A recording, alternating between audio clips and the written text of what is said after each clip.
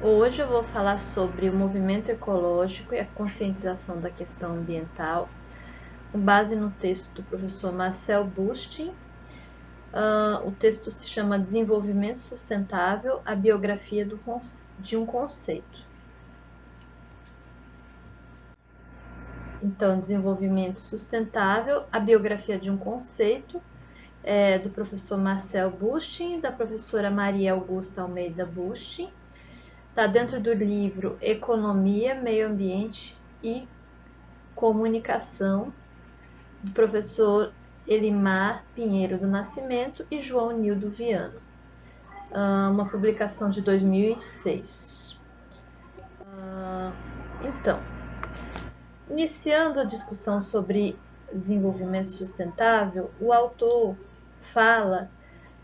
faz uma biografia desse conceito. Né? Ele faz uma discussão inicial sobre as questões ambientais, são questões sobre a preservação da natureza. Então, se é todo mundo a favor da preservação da natureza, quem vai ser contra? Né? Quais são as instituições que vão a favor da preservação da natureza? Esse discurso ele passa a ser incorporado mesmo por instituições econômicas, né, grandes, né, o discurso da sustentabilidade. Então, tem uma disparidade muito grande entre o discurso, que todos querem preservar a natureza, e a prática. Né? Então, quem realmente cria condições para se ter, se interligar uma relação mais harmoniosa com a natureza, né? Considerando também que a gente tem, ao longo dos períodos que nós estamos vivenciando aí de Revolução Industrial, nós temos uma série de transformações no meio ambiente, né? Então, a gente tem, por exemplo, um filme chamado Uma Verdade Inconveniente, que trata das mudanças climáticas e da seriedade desse assunto. Né? Eu coloquei só um gráfico ilustrativo aqui para mostrar como que o aumento das temperaturas é crescente, né? Tem sido crescente e é decorrente da poluição industrial. É um aumento cada vez mais exponencial. A gente vê um equilíbrio até a década de 70 na temperatura, um aumento baixo da temperatura, e depois, a partir da década de 70, a gente tem um aumento crescente que não para mais, que se autoalimenta, né? Só tende a crescer cada vez mais. Então, a questão ambiental, na verdade, ela já foi discutida há muito tempo, né? Desde a revolução, do começo da Revolução Industrial, existiam alguns autores que falavam, já tinham essa preocupação ambiental não relacionada aos problemas industriais, porque a gente não tinha, no primeiro momento de Revolução Industrial, a gente não tinha, eles não tinham dimensão das transformações que iam ocorrer. Mas esse autor, o Thomas Malthus, fala de um descompasso entre o crescimento da população e o crescimento menor, né, da produção de alimentos. Né? Então, essa foi a primeira discussão ambiental, foi de que se a população crescesse, será que ia ter alimento para suprir as necessidades de subsistência dessas populações? Esse foi primeira grande discussão. E aí depois, essa discussão foi resolvida, né, considerando que a gente teve uma série de tecnologias dentro da agricultura que foram incorporadas e que aumentaram a produção de alimentos disponíveis e que conseguiu suprir uma população crescente. Então a gente tem o século XX como um século que é um período de expansão, né? Então expansão de quê? Da população, dos mercados, do consumo de matérias-primas, né? Também de conflitos, né? A gente tem incorporação de grupos sociais no mercado, a gente tem um maior consumo e uma consequente aceleração dos ciclos naturais, né? Das fontes energéticas, das fontes de resíduo. Então, a gente vê, por exemplo, esse gráfico que mostra justamente isso, né? A gente vê a 1750, 1900, a partir de mais ou menos 1970, o crescimento, né, exponencial de uma série de coisas. Por exemplo, população tem um crescimento exponencial, né? Gás carbônico, concentração de gás carbônico, né? Perda de floresta tropical, extinção de espécies, de automóveis, né? Recursos aquáticos, né? Consumo de papéis, estoques pesqueiros, né? Então a gente tem uma série de fontes de recursos que estão sendo e de população que estão crescendo exponencialmente em um período muito curto de tempo, né? E esse crescimento ele só tende a ser agravado, a aumentar, né? Ele não tende a voltar a um equilíbrio, a uma estabilidade que anteriormente existia, e sim ele tende a aumentar, né? Então, com base em todos esses crescimentos drásticos, ocorreram os primeiros encontros, né? Os primeiros encontros para discutir a questão ambiental. Então, os primeiros encontros, a gente tem um relatório, que é o relatório de dois cientistas americanos, né, que são Dennis e Donella Meadows, que vão falar sobre os limites ao crescimento, né? Então, com isso, nós temos uma conferência chamada Clube de Roma, que é uma reunião frente a esse relatório, que foi um relatório bem que fala muito sobre um apocalipse, né? Ou seja, que se a gente não limitasse o crescimento, a gente ia enfrentar uma situação muito constrangedora em termos de utilização dos recursos naturais. E a gente tem aí a Conferência da ONU sobre Meio Ambiente Humano, que é a Conferência de Estocolmo, de 1972.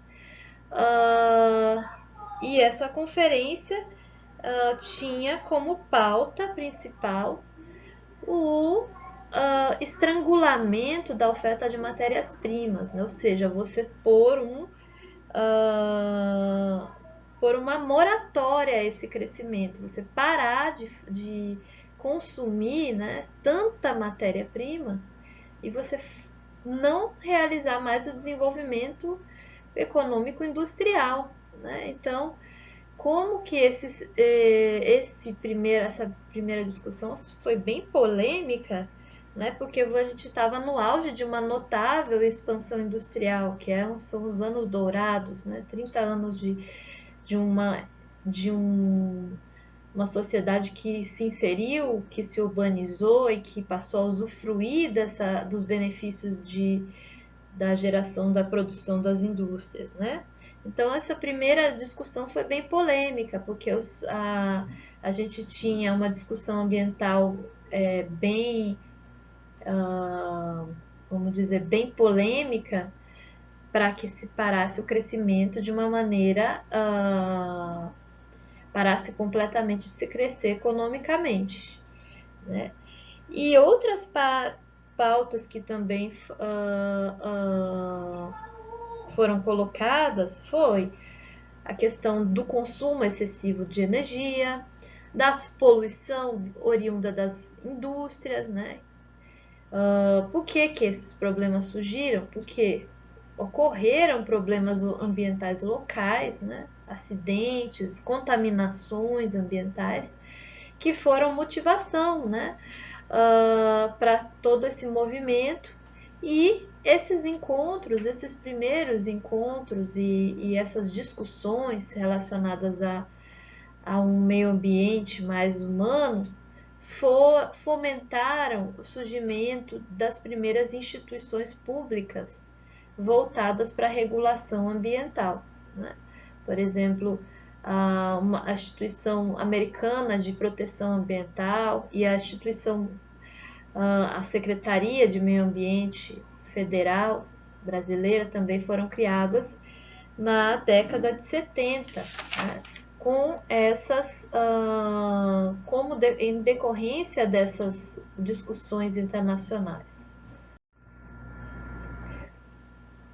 Então, qual foi a principal lição dessa primeira discussão da Estocolmo de 1972? Essa primeira rodada de discussões, ela foi importante para trazer as discussões internacionais em ações nos países. Então, cada país adotou políticas voltadas para a regulação de atividades que regulassem a degradação do meio ambiente em escala nacional, então que controlassem, né, as atividades, que tivessem um controle em relação à exploração ambiental. Já na escala internacional, a gente não vê acordos que você pense que façam acordos internacionais. Isso daí já é uma segunda fase. Na escala internacional, então houve pouco avanço. Você ainda não tinha noção de que o problema ambiental local ele poderia repercutir em uma dimensão global. Então a dimensão era mais local e nacional, né, de incorporação de medidas ambientais dentro dos países, que isso ainda não existia, né? As primeiras agências de proteção ambiental surgiram decorrentes dessa rodada de discussões sobre desenvolvimento e meio ambiente que aconteceram em Estocolmo, em 1972. Então, a gente tem, o autor fala de que nasce um conceito, né? Então, o conceito é o desenvolvimento sustentável, né? Como que é esse conceito? Esse conceito, ele nasce, mas ele tem uma difusão, especialmente na Eco 92, ele passa a ser disseminado, né?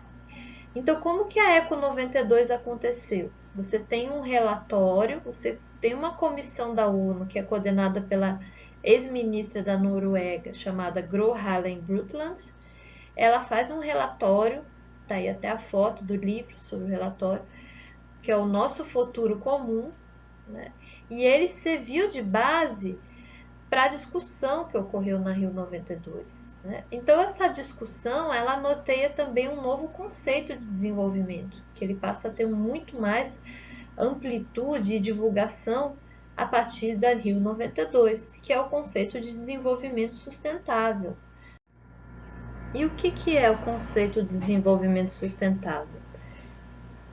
É o conceito que se resume basicamente a aquele desenvolvimento que atende às necessidades do presente, sem comprometer a possibilidade das gerações futuras de atenderem às suas próprias necessidades. O que isso quer dizer? Ele fala de dois aspectos importantes desse conceito. O conceito de atender às necessidades, né, necessidades especialmente das populações pobres ou das nações subdesenvolvidas no mundo, que deve ser dado máxima prioridade. Você tem que atender às necessidades dessas populações, né? Você tem que superar a pobreza, né, as condições de pobreza das sociedades que ainda estão em desenvolvimento. E o segundo aspecto são as limitações, ou seja, mesmo o que você tenha, você tem que ter um desenvolvimento e um estágio de tecnologia e organização social, deve impor ao ambiente uma limitação de uso desses recursos para que as gerações futuras possam usufruir também. Você tem que pôr limites na exploração natural dos recursos naturais para que as populações, as gerações do futuro consigam usufruir de um ambiente saudável, tanto quanto as gerações presentes. Então tá aí uma foto da conferência, né, que foi uma conferência muito importante, que trouxe, foi um palco de uma formidável mobilização entre ONGs, entre o mundo de negócios, entre os governantes. Foi a maior reunião de dirigentes políticos até então no mundo. Né? Então foi um movimento mesmo que trouxe muita esperança para uma sociedade que fosse diferente. Uma série de protocolos foram negociados, né? E foi um documento que também trouxe a questão da partilha de responsabilidades públicas, né, entre atores não governamentais. Né? Então, todos consagrando uma sociedade que você pudesse compartilhar a gestão entre o público e a sociedade. Então, foi um momento muito importante de otimismo, né, e de consagração do conceito de desenvolvimento sustentável em um termo mais amplo, como uma possível maré de solidariedade. Né? Então foi como se fosse uma festa, né, que você reúne pessoas e você traça estratégias e você tem aquele otimismo, né, disseminado por toda a sociedade. E nós, então, foi um palco de formidável mobilização internacional e a grande mensagem é de que nós estamos na mesma nave, né? Então você identifica problemas e define responsabilidades a longo prazo e aí você consegue criar estratégias de novas possibilidades em relação à questão ambiental. Foi um espaço que você também estabeleceu uma série de protocolos diplomáticos que eles continuam até hoje, né? A favor da questão ambiental. Então, a Convenção da Diversidade Biológica, CDB, a Convenção Quadro das Nações Unidas sobre Mudanças Climáticas, né, que você também ela continua, né, como desdobramento da Rio 92, a Agenda 21, né? Então você passa a ter um processo de pensar as ideias do futuro e de tratar os grandes temas globais que são relacionados a esses protocolos diplomáticos que foram discutidos na Rio 92. Então você tem também uma discussão importante sobre os padrões de consumo, se as sociedades todas se desenvolvessem como os países do norte, os países desenvolvidos, nós teríamos uma terra só não conseguiria atender. Né? Então, se todos os níveis de consumo dos habitantes mais ricos, se todo mundo tivesse um nível de consumo dos habitantes mais ricos do planeta, a Terra só poderia atender 600 milhões de pessoas. Né? E a gente tem uma previsão para 2050 de 10 bilhões de pessoas. Né? Nós temos hoje 7 bilhões de pessoas. Né? Então, uma outra questão que foi discutida foi o envelhecimento do norte, ou seja, das nações desenvolvidas que deveriam mudar seus estilos de vida, revitalizar sistemas tecnológicos para diminuir o nível de gás carbônico emitido, que é o protocolo de Kyoto, né? E você repensar uma reprodução, né, de padrões de consumo do norte,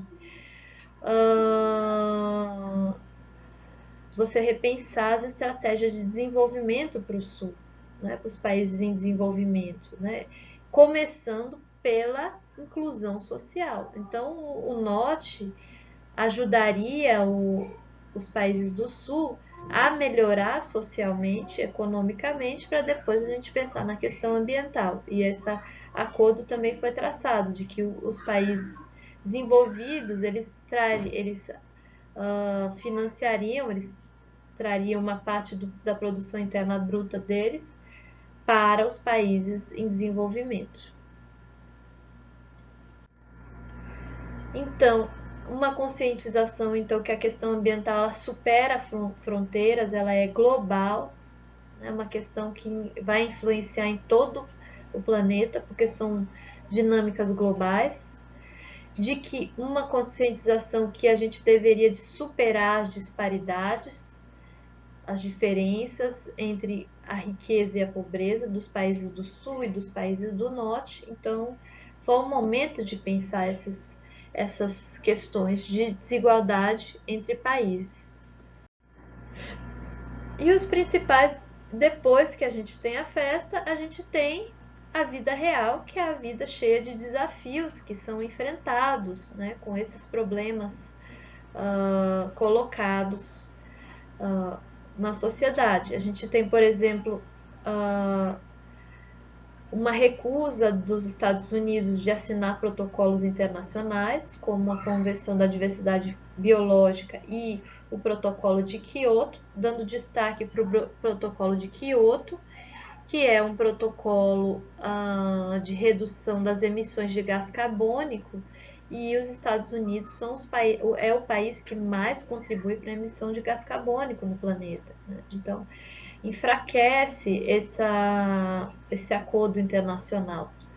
A Agenda 21 foi um documento que teve muito boa intenção, foi um documento de planejamento nas escalas locais, regionais e globais em diversos setores, né? um planejamento participativo que trouxe à sociedade a discussão sobre os seus problemas socioambientais, mas muita coisa ficou no papel e foi pouco efetivada, porque quando as ações, o poder público não conseguiu incorporar essas ações e dar sustentabilidade para tudo que foi discutido. E a sociedade não continuou com isso, né? Ela foi convidada, discutiu, mas ela não conseguiu dar continuidade para as ações que foram planejadas, né?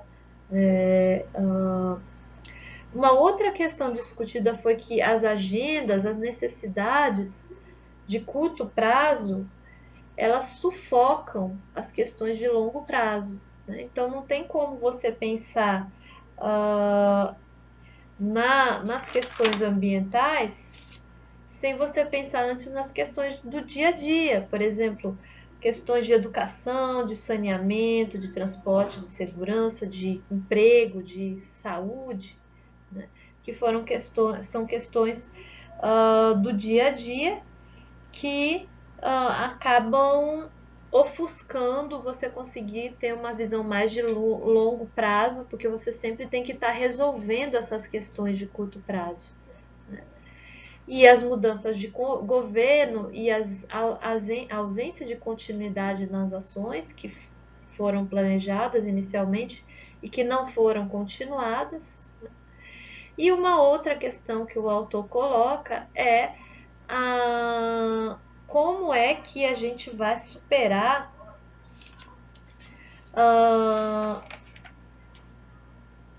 o futuro, porque o futuro está muito na mão das economias que são emergentes, né? As economias que são emergentes juntas, Índia, China, África do Sul, Brasil e Rússia, juntas essas economias elas detêm metade da população mundial, né?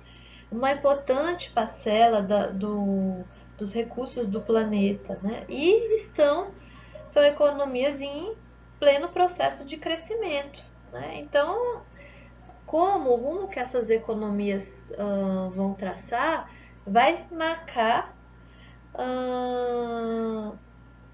vai representar um impacto notável sobre o ambiente, né?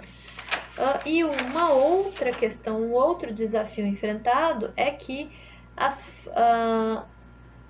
as discussões ambientais ficaram mais atreladas às florestas, né?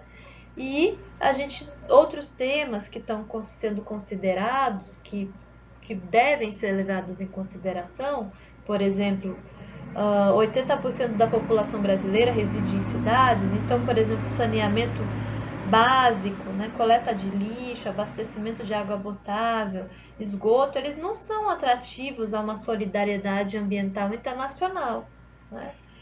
Então acabaram ficando deixadas de lado discussões tão ambientais tão importantes quanto as questões relacionadas à preservação das florestas.